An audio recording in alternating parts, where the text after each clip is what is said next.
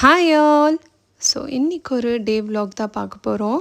So இது வந்து morning 6:30க்கு எடுத்த வீடியோ.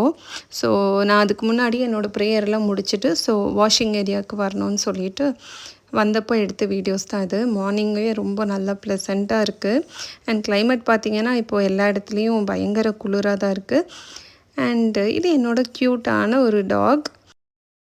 இது ரியல் டாக் மாதிரியே இருக்கும். ஸோ நான் அப்படியே கீழே வந்துட்டேன். பிகாஸ் ரொம்ப லேசியாக இருந்த மாதிரி இருந்தது.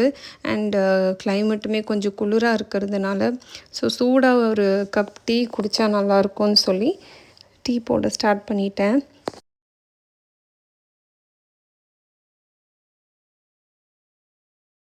அண்ட் இப்போது இருக்கிற வெதருக்கு பார்த்திங்கன்னா